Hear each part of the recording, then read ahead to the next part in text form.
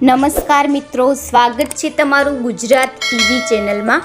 મિત્રો, આજે આપણે વાત કરવાના છીએ કે આ વિસ્તારમાં કેટલો વરસાદ વરસ્યો છે અને આગામી દિવસોમાં કેટલો વરસાદ પડવાનો છે તેમની આગાહી વિશેની। તો વેરાવળમાં ભારે વરસાદના કારણે અનેક સ્થળો પર વરસાદી પાણી ભરાયા। વેરાવળ શહેરના માર્ગો નદીમાં ફેરવાયા છે। ભારે વરસાદના કારણે દેવકા નદીમાં પૂર આવ્યું છે। દેવકા નદીના પાણી હાલમાં સોસાયટીમાં ઘૂસ્યા છે અને સ્થાનિકો મુશ્કેલીમાં મુકાયા છે। ઉલ્લેખનીય છે કે હવામાન વિભાગની આગાહી પ્રમાણે રાજ્યમાં સાર્વત્રિક વરસાદ નોંધાયો છે, ત્યારે અનેક જગ્યાએ વરસાદે તારાજી સર્જી છે। તો મિત્રો, જૂનાગઢની વાત કરીએ તો જૂનાગઢમાં મેઘરાજાએ તોફાની બેટિંગ કરી છે અને અનેક ગામડાઓમાં વરસાદી પાણી ભરાયા છે, જેના કારણે મિત્રો માણાવદરના 4 ગામો સંપર્ક વિહોણા બન્યા છે। ઓજત નદીના પાણી 4 ગામોમાં ફરી વળ્યા છે અને મટિયાણા, આંબલિયા, બાલાગામ, પાદરડી ગામ સંપર્ક વિહોણું બન્યું છે। આ સિવાય પણ ધોધમાર વરસાદના કારણે અનેક ગામડામાં પાણીમાં તરબોળ થયા છે।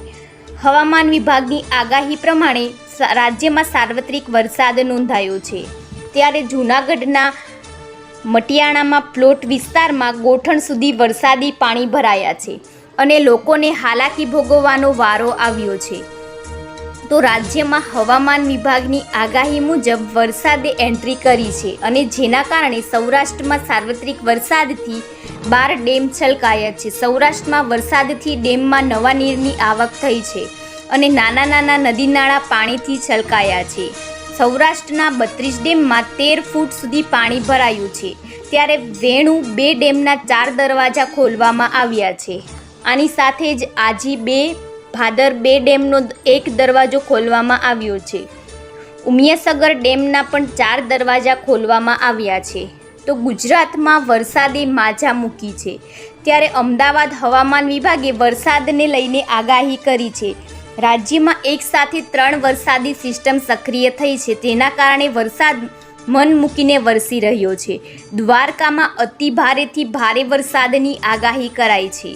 પોરબંદર, જૂનાગઢ અને ગીર સોમનાથમાં રેડ એલર્ટ આપવામાં આવ્યું છે।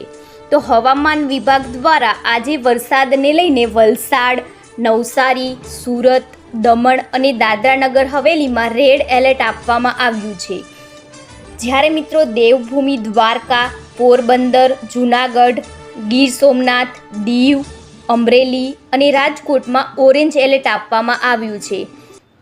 બીજી બાજુ કચ્છ, જામનગર, ભાવનગર, સાબરકાંઠા, અરવલ્લી, ભરૂચ, નર્મદા, તાપી અને ડાંગમાં યલો એલર્ટ આપવામાં આવ્યું છે। આ ઉપરાંતના તમામ જિલ્લાઓમાં કોઈ ચેતવણી આપવામાં આવી નથી।